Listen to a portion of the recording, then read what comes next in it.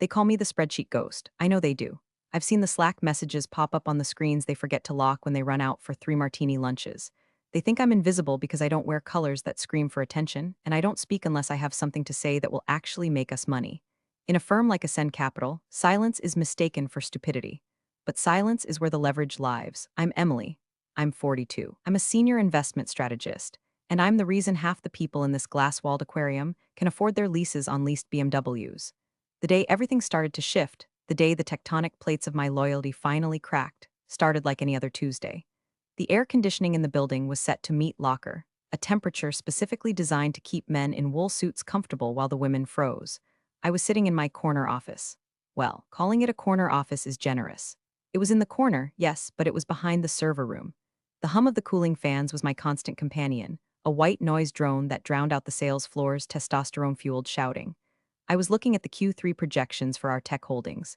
The numbers were screaming at me, red flags, the kind of subtle, systemic weakness in the supply chain data that precedes a 20% correction. I walked into the morning briefing with my tablet and a clear conscience. The conference room was all chrome and ego. At the head of the table sat Marcus, our CEO. Marcus was a man who looked like he was assembled in a factory that built generic Fortune 500 executives. Silver hair, perfectly capped teeth, and a tan that defied the NY winter. Next to him was Braden. Braden.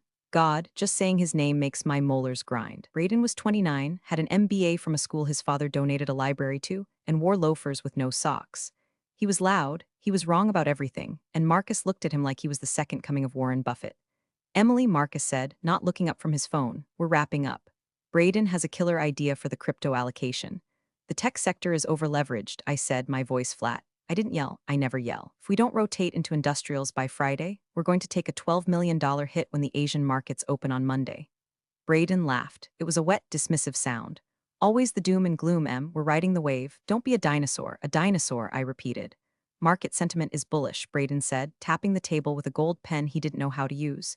You're looking at lag indicators. I'm looking at the vibe. The vibe. He was risking 8 figures of client capital on a vibe. Okay, listen, I said, leaning forward. Before I continue, I just want to say if you guys enjoy stories about corporate idiots getting absolutely destroyed by the people they underestimate, do me a favor and hit subscribe or drop a like.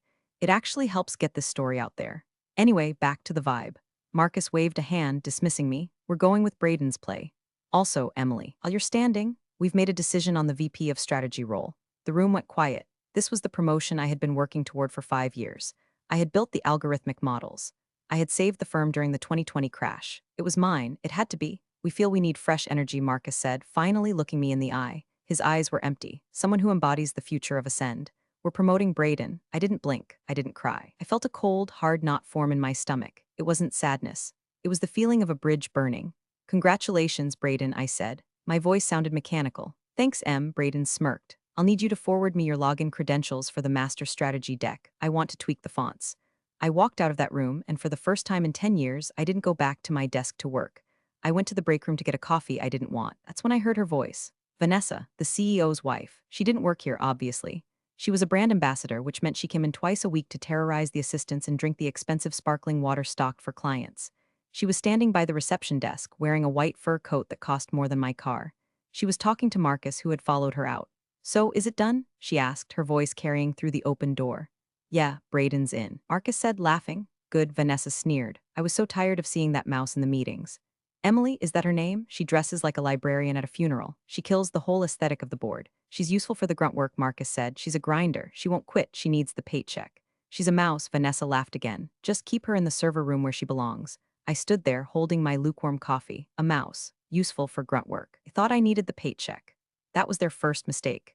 They assumed because I drove a 5-year-old Volvo and didn't wear logos on my chest that I was living paycheck to paycheck like them. They didn't know I've been investing 60% of my income since I was 22. They didn't know I made a killing on shorting the housing market in '08. They didn't know that my net worth was likely double Marcus's, because Marcus spent his money on boats and Vanessa, while I spent mine on buying assets. I walked back to my office, my server room closet, and sat down. I looked at the Q3 projections again. The crash was coming. They were going to lose millions because they were listening to a boy who talked about vibes. I could have warned them again. I could have sent an email, created a paper trail, saved them from themselves. Instead, I opened a new browser window. I navigated to a site that wasn't on the company whitelisting protocol, but I had bypassed that firewall years ago. It was my personal brokerage dashboard. You want fresh energy? I whispered to the humming servers. I'll give you fresh energy. I didn't quit. Quitting is for people who have emotions. I have strategy. I closed the spreadsheet. I didn't forward my credentials to Braden. I sat there and watched the clock tick toward 5 o'clock p.m. The gala was tomorrow night, the annual Ascend Capital Charity Gala. Vanessa had made it mandatory for all senior staff. She wanted a court to hold court over. I looked down at my phone. I had a photo of my mother on my lock screen. She died 3 years ago. She was a schoolteacher who saved every penny she ever made. She taught me that quiet money lasts and loud money leaves. They think I'm a mouse, Mom, I said softly. The mouse was about to become the exterminator. The ballroom at the Ritz-Carlton smelled like desperation and expensive perfume. It was the annual Ascend Capital Gala, an event designed solely so Marcus could stroke his ego and Vanessa could play queen for a night. The theme was Gilded Future, which was ironic considering the financial precipice the company was currently dancing on. I arrived 20 minutes late. This was calculated. I wanted the room to be full so I could slip in unnoticed, stick to the shadows, and leave before the speeches started. I wasn't there to network.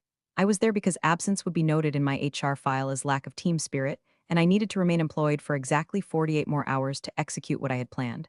I wore black, a simple, long-sleeved sheath dress. It wasn't flash. It was architectural, high neck, fitted waist. But the piece de resistance, at least for me, was on my arm. It was my mother's handbag. It was a structured, top-handle leather bag from the late 1950s. It wasn't a Hermes or a Chanel. It was a bespoke piece made by an Italian artisan who had a shop in Florence that burned down in the 70s. The leather was a deep, patinated cognac color, scarred in places, soft as butter in others. It smelled like my childhood, like mints and old paper and safety. It was the only thing I had left of her that felt real. I grabbed a glass of champagne from a passing tray. It was warm. Of course it was. Ascend Capital cut corners on everything except executive bonuses. I found a spot near a pillar, watching the zoo. Braden was in the center of the room, wearing a tuxedo jacket that shimmered. He was holding court with 3 junior analysts who looked like they wanted to be him. Marcus was near the bar, laughing too loud a joke that definitely wasn't funny. And then there was Vanessa. She was wearing a gold sequined gown that looked like it was actively attacking her body. It was low-cut, high-slit, and screamed "look at me" in a pitch only dogs could hear. She was surrounded by the wives of the other board members, a phalanx of buttocks and bitterness. I tried to make myself small, but the room was crowded, and the flow of traffic pushed me toward her circle. I tried to pivot away, but she spotted me. Her eyes locked onto me like a predator spotting a wounded gazelle. "Emily," she shrieked. It wasn't a greeting, it was a summons. The conversation around her died. People turned. I forced a smile onto my face. It felt like cracking plaster. "Hello, Vanessa." "Lovely evening," I said, clutching the handle of my mother's bag a little tighter. "I didn't think you'd come," she said, looking me up and down with a sneer that she probably thought looked elegant. "You're usually so reclusive." "I enjoy celebrating the firm's success," I lied. Vanessa's eyes drifted from my face down my black dress and landed on the bag. She paused. A cruel little smile played on her lips. She reached out, not to touch it, but to point at it with a manicured finger that looked like a talon. "Oh my God," she said, loud enough for the table next to us to hear. "What is that?" "It's a handbag," I said quietly. "It's ancient," she laughed. "Look at the scratches on it. Did you find that at a Goodwill, or did you pull it out of a dumpster on the way here?" The wives around her tittered nervously. Braden, who had wandered over, snorted into his drink. "It was my mother's," I said. My voice was steady, but my heart was hammering against my ribs like a trapped bird. "She passed away." You would think that would stop her. You would think basic human decency would kick in. Vanessa didn't have decency. She had insecurity and a black Amex card. "Well," she said, taking a sip of her drink and looking over the rim of the glass at me. "It's tragic, really. But honey, we're not dressing for a thrift store. This is a gala. Try to elevate yourself, You look like the help." "Yeah, Braden chimed in, grinning. "Upgrade your gear. We're big leagues now." The heat that rose up my neck wasn't embarrassment. It was pure, unadulterated rage. It was a cold fire. I looked at Vanessa. I looked at her tacky dress, her hollow eyes, her husband who was currently flirting with a waitress across the room. I looked at the bag in my hand, the leather my mother had carried to her chemotherapy appointments, the bag that held the tissues she used to wipe my tears when I got divorced. "I'll keep that in mind," I said. I didn't storm off. I didn't throw my drink in her face. That's what people do in movies, in real life. In the world of high finance, you don't make a scene, you make a plan. I turned around and walked toward the exit. I didn't check my coat. I walked straight out of the ballroom, through the lobby and into the cool night air. The valet asked for my ticket. I waved him off. I needed to walk. I walked 3 blocks to a quiet bench in a park. I sat down and placed my mother's bag on my lap. I smoothed the leather. "They think you're trash, Mom," I whispered. I pulled my phone out. It was 9:15 p.m. The markets were closed, but the world of private equity never sleeps. I opened my encrypted messaging app, Signal. I scrolled down to a contact I hadn't spoken to in 4 years. Contact, Julian Wolfhound. Julian was a corporate raider I had done a favor for back when I was an associate. I had found a loophole that saved him from an SEC investigation. He owed me, not a buy me lunch favor, a bury a body favor. I typed a message. Me, I need a war room. 7 o'clock a.m. tomorrow. The three dots appeared instantly. Julian, who are we killing? Me, Ascend Capital. Julian, I'll have the coffee ready. I stood up. The wind was biting, but I didn't feel the cold. I felt electrified. Vanessa wanted me to elevate myself? Fine. I was about to elevate myself right to the head of the table. I hailed a cab. Where to? The driver asked. Home, I said. I have work to do. I wasn't just a strategist anymore. I was a hunter. And the season had just opened. My apartment was silent, but my mind was a stock ticker floor in the middle of a crash. I didn't sleep. I couldn't. I brewed a pot of black coffee strong enough to strip paint and sat at my dining room table. I had 3 laptops open. Step 1, capital. You can't buy a company with anger. You need liquidity. I logged into my personal accounts. Over 20 years, I had accumulated a significant amount of Ascend Capital stock options. They were part of my compensation package, golden handcuffs designed to keep me tethered to the desk. But Marcus, in his infinite arrogance, had never put a vesting lock on the secondary tranche. He assumed I'd never sell because I was a believer. I wasn't a believer. I was a hostage. I started exercising the options. I didn't dump them all at once. That would trigger a volatility halt and alert the CFO. I used a technique called smurfing, breaking a large transaction into thousands of micro-transactions. I routed them through 3 different shell LLCs I had set up years ago for real estate investments. To the algorithm watching the stock, it just looked like normal retail trading volume. Click, sell, click, sell. By 4 o'clock a.m., I had liquidated $4 million of my own position, but I didn't cash it out to a bank. I moved it into a holding account managed by Julian's firm. Step 2, the forgotten ones. Ascend Capital wasn't always a publicly traded giant. It started as a partnership. There were original investors, people who had been pushed out when Marcus took over, people who held Class B shares. Class B shares had 10x voting rights compared to the common stock, but they paid no dividends, so nobody wanted them. Except me, I pulled up the old shareholder registry. It was a PDF scan from 2012, buried deep in a folder named Archive Legacy. First name on the list, Arthur Penheligan. He owned 3% of the voting stock. He was currently living in a retirement community in Florida. Marcus had fired his son in 2018. I picked up the phone. It was 5 o'clock a.m., but old people wake up early. Arthur, I said when he picked up on the 4th ring. This is Emily Vance, from the old days, the girl with the math. Arthur rasped. I remember you. You're the only one who sent a card when Mary died. I have a proposition, Arthur, I said, staring at the glowing screen. I want to buy your Class B shares. Cash today, those worthless pieces of paper. He laughed. Marcus told me they were barely worth the ink. Marcus lied, I said. I'm offering you a premium, but you have to sign the proxy over to a holding company I control. Today. Why? He asked. The suspicion was there, but so was the greed. Because I'm going to take the company back, Arthur, and I'm going to fire Marcus. There was a long silence on the line, then a dry, wheezing chuckle. Better you than bankruptcy court, Emily. Send the papers. I hung up and moved to the next name.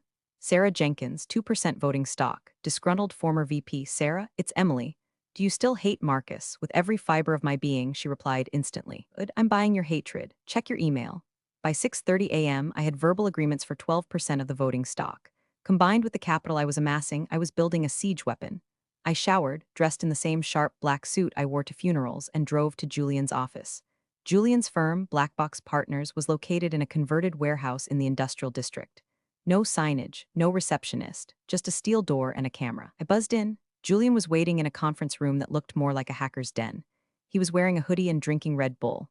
You look like hell, Julian said, sliding a folder across the table. I like it. Did the transfers clear? I asked, sitting down. Clean as a whistle. You have liquid capital. And those proxy agreements you sent over? My lawyers are drafting the final purchase orders right now. But Emily, he paused, looking at me over his glasses. You know you need 51% to override the board, right? You're at maybe 15% with these scraps. I know, I said. I'm not trying to buy the company outright yet. I'm trying to create a liquidity crisis. Julian smiled. It was a shark's smile. You want to tank the stock price so you can buy the majority stake at a discount. Marcus is leveraging the company to the hilt for this new crypto play Braden pitched, I explained. The cash reserves are thin. If I can stall their secondary offering, the one they need to pay the quarterly debt service, the stock will plummet. The board will panic. And when they panic, Julian finished, they'll sell. Exactly, I said. I don't need to fight them. I just need to let them drown and then buy the lifeboat. Julian tapped his keyboard. I'm in. What's my cut? You get the satisfaction of watching Marcus cry, I said. And 5% of the upside. Done, Julian said. Now, get back to the office. You have to play the part, be the mouse. I stood up, smoothing my skirt. The image of Vanessa's sneering face flashed in my mind. That bag is ancient. I'm not a mouse, Julian, I said, walking to the door. I'm the cat.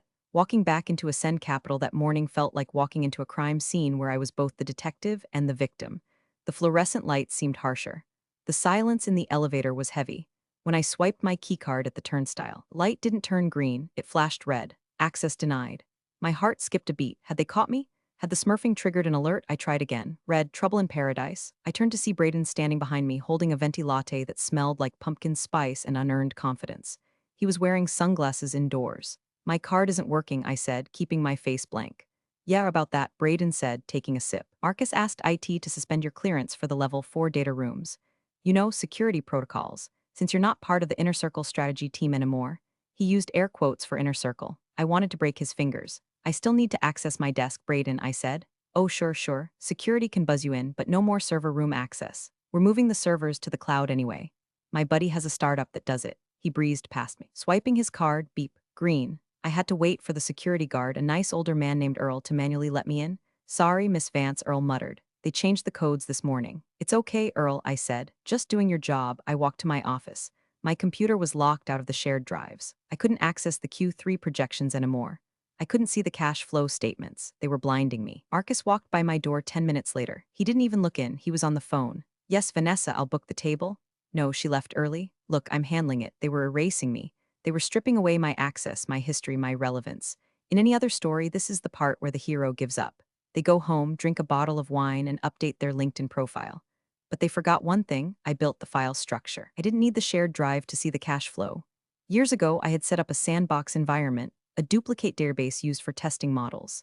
It mirrored the live data in real time, but it was hosted on a legacy server that it usually forgot to patch. I pulled out my personal laptop, a battered MacBook I kept in my tote bag, my mother's tote bag, and tethered it to my phone's hotspot. I wasn't going to use their Wi-Fi. I ran a command line script.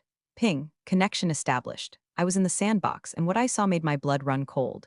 They weren't just leveraging the company for crypto. They were looting it. There were transfer orders queued for Friday, payments to consulting firms registered in the Cayman Islands. Firms that I knew with 90% certainty belonged to Marcus and his cronies. They were draining the liquidity before the crash. They knew the ship was sinking, and they were stealing the lifeboats. You bastards, I whispered. If I didn't act fast, there wouldn't be a company to buy. There would just be a shell. I spent the rest of the day sitting at my desk, staring at a blank company monitor while working furiously on my personal laptop. I monitored the stock price. It was holding steady at $45 a share, too high. I needed to create doubt. At 5 p.m., I packed up. I walked past Braden's office. He was throwing a foam basketball into a hoop mounted on his door. Leaving early, M? He called out, banking hours. Just clearing my head, I said. Hey, he said, stopping me. Vanessa wanted me to tell you. She knows a good consignment shop for the bag if you need the cash. He grinned. I looked at him. I really looked at him. I memorized the shape of his smirk. Tell Vanessa thank you, I said, but I prefer to hold onto my assets. I drove home, my hands shaking on the steering wheel. Not from fear, but from adrenaline. When I got to my apartment, I went to my safe. Inside, next to my birth certificate and my passport, was a letter. It was addressed to me, dated 5 years ago. It was from the founder of Ascend, old Mr. Henderson, written 2 days before he died of a stroke. To Emily, you are the only one who actually understands that money is just trust in physical form. Watch Marcus. He has the ambition of a king, but the morality of a pirate. If the day comes when he forgets who built this house, remind him. I held the paper. It smelled like tobacco and ink. Reminder sent, I said. I picked up my phone and called Julian. Release the report, I said. The anonymous analyst report questioning the cash reserves, Julian asked. Yes, leak it to the financial blogs, tonight. This will start a fire, Emily. Good, I said, looking at the letter. Let it burn. Wednesday morning, the market opened with a scream. I wasn't at the office. I had called in sick. Migraine, I told the HR bot. It wasn't a lie. The sheer stupidity of Ascend's leadership was giving me a headache. I was at Julian's office, standing in front of a wall of monitors. The report had dropped at 2 a.m. A concerned insider analysis, posted on 3 major financial forums, and picked up by Zero Hedge by dawn. The headline was simple. Ascend Capital, is the liquidity real? It didn't accuse them of fraud directly, that would get us sued. It just asked questions, pointed out the discrepancies between the public filings and the sector averages, highlighted the aggressive leverage. Look at that candle, Julian said, pointing to the chart. At the opening bell, Ascend ticker, ASK, opened at $45. By 9:35 a.m., it was trading at $38. Panic selling. My phone buzzed. It was a mass text from the Ascend emergency alert system. All staff, emergency all hands meeting. 10 a.m. Attendance mandatory. I ignored it. The secondary offering, I said, watching the red numbers tumble. They were supposed to price the new shares today at noon. They needed the stock to be above $42 to satisfy the bank covenants. They're at $37.50 now, Julian said, taking a bite of a bagel. The banks are going to pull the deal, which means I said they have a cash crunch. This was the moment. The stock was in freefall, but the company still had value. The assets were real, the management was the cancer. Buy, I said. Julian hit a key. We weren't buying individual shares anymore. We were targeting Apex Holdings. Apex was a passive investment vehicle that owned 8% of Ascend. It was managed by a board of trustees who were conservative, skittish, currently watching their portfolio value evaporate. I had already engaged their lead trustee, a nervous man named Mr. Henderson, no relation to the founder. I had offered him a buyout of their Ascend position at $40 a share, a premium over the crashing market price, but a discount on the real value. Henderson is calling, Julian said. I put it on speaker. Miss Vance, Henderson's voice was shaking. We're seeing the price hit $36. Is your offer still valid? It stands for 10 more minutes, Mr. Henderson, I said, my voice cool. After that, I withdraw it and you can explain to your board why you rode the stock down to single digits. We accept, he blurted out. Send the DocuSign. Julian typed furiously. Sent. Signed, Henderson said seconds later. Good luck with it, it's a sinking ship. I have a good bilge pump, I said. Click. That's 8%, Julian said, plus the 12% in proxy votes. You control 20% of the company. Not enough, I said. I need 51%. The price is stabilizing, Julian noted. The panic is slowing down. Marcus must be doing damage control. I pulled up the CNBC livestream on one of the monitors. There was Marcus standing outside the Ascend building, looking flustered but trying to project strength. A reporter shoved a microphone in his face. These rumors are baseless. Marcus shouted, our liquidity is strong. We are proceeding with our growth strategy. He's lying, I said. He's good at it, Julian countered. The stock is bouncing. Back to $38. I needed another hit. I needed to isolate them completely. The debt, I said. Ascend has a revolving credit line with City National. The covenants require them to maintain a certain debt-to-equity ratio. If the stock drops below $35, they breach the covenant. The bank can call the loan, and if the bank calls the loan, Julian said, grinning, they are technically insolvent. I know the loan officer at City National, I said. We went to Wharton together. He hates risk. I picked up my phone, time to make a friendly concern call. This was the dirty work, the part they don't teach you in business school. I was actively sabotaging the company I worked for to save it. It felt wrong, and it felt absolutely necessary. Hey, David, said when the banker answered. It's Emily. Look, I shouldn't be telling you this, and I'll deny it if you quote me, but have you looked at the transfer queue for Friday? The Cayman payments, there was a pause, the sound of typing. Then a sharp inhale. Emily, are these verified? Check the Sandbox server logs if you have audit access, I said. They're trying to move the cash before the breach. Mother of God, David whispered. I'm freezing the line. You probably should, I said. I hung up. 10 minutes later, the news broke on Bloomberg Terminal. City National freezes Ascend Capital Credit Facility pending audit. The stock price didn't just drop, it cratered. $38, $35, $32, $28. It's a bloodbath, Julian said softly. No, I said, watching the numbers turn redder and redder. It's a clearance sale. I looked down at my hand. I was gripping my mother's bag so hard my knuckles were white. Now, I said, we go for the kill. By 1:00 p.m., the Ascend Capital offices were a scene from a disaster movie. I decided to go in. My migraine had miraculously cleared up. I needed to be on the ground to see the whites of their eyes. When I walked onto the trading floor, the silence was terrifying. Usually there was shouting, phones ringing, the hum of commerce. Now, people were standing in clusters, whispering. Some were packing boxes. I walked past the glass conference room. Marcus, Braden, the CFO, and the general counsel were screaming at each other. I couldn't hear the words through the soundproofing, but the body language was clear. Marcus was red-faced, pointing at the CFO. Braden was slumped in a chair, head in his hands. I went to my desk. My access was still revoked, but I didn't need a computer to feel the panic. Emily, I turned. It was Sarah, the executive assistant to the CFO. She looked like she had been crying. Is it true? She whispered. Are we going under? The stock is down 40%, Sarah, I said gently. But the company has good bones, it depends on leadership. Marcus is talking about layoffs, she sniffled. He told me to cancel the holiday bonuses. Of course he did. He was probably trying to preserve cash to pay his own severance. Don't worry, Sarah, I said. Things change fast. My phone buzzed. It was an email from Braden, sent from his iPhone. Subject, urgent M, I know you're there. Can you come to my office? I can't get the pivot tables to work on the liquidity deck. Need you to fix it. ASAP, the audacity, the sheer unadulterated gall. He had locked me out of the system, mocked me, and now that the building was burning, he wanted me to bring a bucket. I walked to his office. I didn't knock. Braden looked up. He looked younger than 29 now. He looked like a child who had broken a vase. Thank God. Look, the bank froze the line.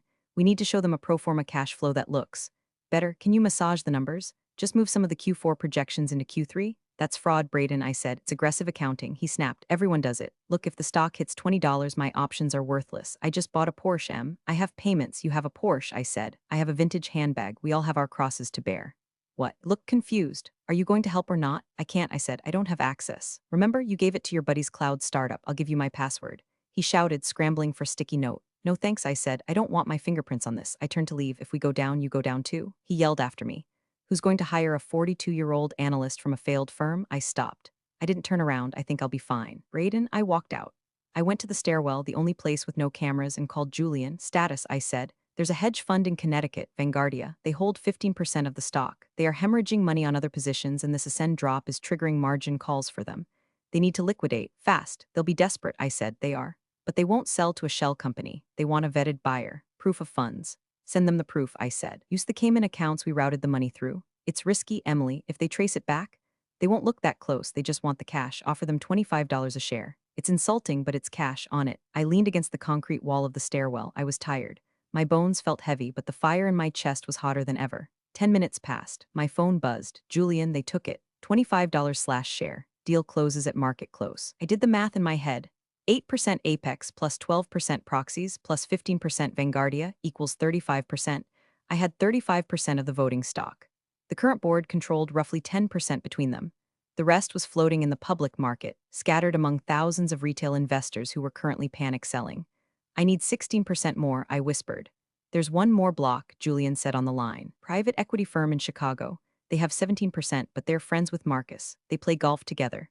Friends don't lose friends' money, I said. If the stock hits $20, they'll sell. It's at $26 now. Then we wait, I said. Tomorrow is the board meeting, the emergency session. You going to be there? Oh, I'll be there, I said. I wouldn't miss it for the world. I hung up and walked back into the office. I saw Vanessa walking out of Marcus's office. She was wearing huge sunglasses and carrying a box of personal items. She looked frantic. She saw me. She stopped. You, she hissed. Are you happy? The stock is tanking because of leaks. Probably you. I'm just a mouse, Vanessa, I said, my voice sweet. Mice don't leak corporate secrets. We just eat the crumbs. I hope you starve, she spat. She stormed out, her heels clicking aggressively on the tile. Hope is not a strategy, I said to her back. Tomorrow. It all ended tomorrow. That night, the city looked beautiful from my apartment window. Lights twinkling, oblivious to the fact that fortunes were being vaporized in the servers beneath the skyline. I was in my war room, my dining table. It was 11 p.m. The stock had closed at $22.50. The Chicago private equity firm, Redstone, hadn't sold yet. They were holding the line for Marcus. Loyalty is expensive, but apparently, they could still afford it. Come on, I muttered, staring at the after-hours trading monitor. I needed Redstone to crack. If they didn't sell to me, I'd walk into that boardroom with 35%. A strong minority enough to cause trouble, but not enough to decapitate the leadership. I needed the kill shot. My phone rang. It wasn't Julian. It was an unknown number. I picked it up. This is Vance. Miss Vance, a deep voice said. This is Thomas Redfield, senior partner at Redstone. My pulse spiked. Mr. Redfield, to what do I owe the pleasure at this hour? We know it's you, he said. I didn't say anything. Silence is a weapon. We tracked the shell companies, he continued. It took our forensic guys a few hours, but the routing numbers, they have your signature style. The structuring, it's elegant. Reminds me of the way you handled the 18 merger. I'm just an analyst, Mr. Redfield, I said calmly. Don't know what you mean, he chuckled. Cut the crap, Emily. You're buying the company. You have Vanguardia's block. You have the Class B proxies. We did the math. If you did the math, I said, dropping the pretense, then you know Marcus is driving the car off a cliff. Are you going to be in the passenger seat? Marcus is a friend, Redfield said, but... He paused. We have a fiduciary duty to our LPs. The audit report on the Cayman transfers. Is it real? I have the wire logs, I said. He's stealing from you, Thomas. A long silence. I could hear him breathing. If we sell to you, he said slowly, we want a board seat. And we want Marcus gone. Immediately. You get one seat, I said, and Marcus is gone before lunch. Price? I'll give you $23, 50 cents above close. Make it $24. Done. We'll fax the agreement to your counsel. Good luck, Emily. I hung up. I let out a breath I felt like I'd been holding for 2 days. 35% plus 17% equals 52%. I had it. I had the majority. I owned the company. I poured myself a glass of cheap wine. I didn't drink the expensive stuff, not yet. I went to my closet. I pushed aside the gray suits, the beige cardigans, the invisible clothes. I reached into the back and pulled out a dress I had bought 5 years ago and never worn. It was black, razor-sharp tailoring with a neckline that said I'm in charge. And then the bag. I took my mother's bag off the shelf. I got a soft cloth and a tin of leather conditioner. I spent an hour slowly, rhythmically polishing the cognac leather. I worked the conditioner into the scratches Vanessa had mocked. I buffed the brass hardware until it gleamed in the lamplight. You're not ancient, I whispered to the leather. You're timeless. I slept for 3 hours. Deep, dreamless sleep. I woke up at 6 o'clock a.m. I dressed. I did my hair not in the messy bun I usually wore, but in a sleek, severe blowout. I put on red lipstick, not bright red, blood red. I drove to the office. The sun was rising, casting long shadows. When I walked into the lobby, the security guard, Earl, looked up and did a double take. "Miss Vance, you look different." "I feel different, Earl," I said. I didn't go to my desk. I went straight to the executive floor. The boardroom was at the end of the hall. The meeting was scheduled for 8 o'clock a.m. It was 7:55 a.m. I could hear voices inside: Marcus, Braden, the lawyers. I stood outside the double mahogany doors. I checked my phone. Julian had sent a text: "Papers filed. The registrar is updated. It's official. Go get him." I put the phone in my mother's bag. I gripped the handle. It felt solid, grounding. I wasn't the spreadsheet ghost anymore. I reached out and pushed the doors open. The heavy doors swung open with a theatrical thud. Conversation stopped instantly. There were 12 people in the room. Marcus sat at the head of the long marble table, looking like he hadn't slept in a week. His tie was loosened. Vanessa was there, sitting in a chair against the wall, wringing her hands. Braden was pacing. The lawyers and the remaining board members looked like pallbearers. They all turned to look at me. "Emily," Marcus said, blinking. His voice was hoarse. "This is a closed session. Board members and legal counsel only." "I know," I said. I walked into the room. My heels clicked on the hardwood floor. Click, click, click, the sound echoed. "Emily, seriously," Braden snapped, stepping forward. "We're in the middle of a crisis. Go fix the coffee machine or something. We don't have time for your input." I ignored him. I walked straight to the table. There was an empty chair at the opposite end from Marcus. Pulled it out. I sat down. And then with deliberate slowness, I lifted my mother's vintage leather bag and placed it on the table. Right in front of me, Vanessa gasped. Her eyes went wide. She recognized the gesture. "Get her out of here," Marcus barked to the general counsel. "Security, I wouldn't do that," I said. My voice wasn't loud, but it cut through the room like a scalpel. "You're fired, Emily," Marcus shouted, slamming his hand on the table. "You're terminated for cause. Insubordination. Get out." "You can't fire me, Marcus," I said calmly. "I am the CEO. I can fire anyone I want." "You can fire an employee," I agreed. "But you can't fire the majority shareholder." The room went so quiet you could hear the hum of the projector fan. "What?" Marcus whispered. A nervous laugh bubbled up from his throat. "What are you talking about?" "I'm talking about math," I said. "You like math, don't you, Marcus? Or is that just for the grunts?" I reached into my bag, my mother's beautiful, ancient bag, and pulled out a blue folder. I slid it down the length of the table. It spun and came to a stop right in front of the general counsel, a man named Sterling. "Read it," I said. Sterling opened the folder. He adjusted his glasses. He read the first page. He flipped to the second. His face went pale. He looked up at me, then at Marcus. "Well," Marcus demanded. "What is it?" "It's a disclosure of ownership." Sterling stammered. "Entities controlled by Miss Vance. Apex Holdings, the Class B block, Vanguardia, Redstone." He swallowed hard. "She holds 52% of the voting stock, Marcus." "That's impossible," Braden yelled. "She drives a Volvo. She's broke. She owns us," Sterling whispered. Marcus sank back into his chair. He looked like he had been punched in the gut. He looked at me, really looked at me for the first time in 10 years. He didn't see a mouse. He saw the end of his career. Vanessa stood up. "This is a joke," she shrieked. "She's lying. That bag. That bag is trash." I looked at Vanessa. I smiled. It was a cold smile. "This bag," I said, patting the leather, "is the only thing in this room with any integrity. And it's staying. You, however, are not." "You can't do this," Marcus stammered. "The company? The vision?" "The vision is over," I said. "The looting stops today. The Cayman transfers have been flagged to the SEC. Audit is starting now." "You'll ruin us," Marcus said, his voice trembling. "You ruined yourself," I said. "I'm just the liquidation team." I turned to the general counsel. "As majority shareholder, I am calling for an immediate vote to restructure the executive leadership." "I second the motion," said the representative from Redstone who had just walked in the back door. "All in favor?" I asked. I raised my hand. The Redstone guy raised his. "Motion carries," I said. I looked at Marcus. "Get out of my chair." The exit of Marcus and Braden was not dignified. Security didn't drag them out, but they hovered close enough to make it clear that resistance was futile. Braden tried to grab his laptop. I told security to confiscate it. "Evidence," I said. He cried, actually cried. Vanessa was the last to leave. She stood by the door, clutching her purse, looking at the wreckage of her social status. She looked at me, sitting at the head of the table. "You're a monster," she whispered. "I'm a strategist, Vanessa," I said. "There's a difference. Monsters destroy for fun. Strategists destroy for leverage." She looked at the bag on the table, the scratches, the age. "It's still an ugly bag," she spat, trying to salvage one last scrap of superiority. "Maybe," I said, "but it holds the keys to your husband's office. So I think it's beautiful." She turned and fled. The next few hours were a blur of legalities. I appointed an interim CEO, a boring, competent woman from operations who had been overlooked just like me. We issued a press release. Ascend Capital restructures leadership, commits to transparency. The stock price stopped falling. By noon, it had ticked up $2. The bleeding had stopped. At 6 o'clock p.m., the office was quiet again. But it was a different kind of quiet. It wasn't the silence of fear. It was the silence of a clean slate. I walked into what was formerly Marcus's office. It was huge. The view of the city was panoramic. I saw a box of his things in the corner, stupid trophies, a framed photo of him and Vanessa on a yacht. I sat down in the leather chair. It was too big for me, but I'd adjust the height. I opened the drawer, empty. I placed my mother's bag on the desk. It looked small against the expanse of mahogany. I opened it and took out the letter from Mr. Henderson. I placed it in the center of the desk. Remind him. I did better than that, I said to the empty room. I replaced him. I wasn't going to be the CEO forever. I didn't want the spotlight. I wanted the control. I would stay chairman of the board. I would guide the ship from the shadows where I worked best. I pulled out a small flask from the bag, whiskey, cheap stuff. The kind my dad used to drink. I poured a splash into Marcus's crystal tumbler. To the mice, I said, raising the glass into the ancient bags. I took a sip. It burned, but it tasted like victory. I checked the stock price one last time, up another $1. I had spent my life savings. I had betrayed my bosses. I had risked prison if the SEC didn't like my timing. But as I sat there, watching the sun go down over NY, I realized something. They never saw me coming because they never looked down. They were always looking up at the stars, at the next big thing. They forgot that the foundation is on the ground. And if you control the foundation, you can bring the whole house down whenever you want. I picked up the phone.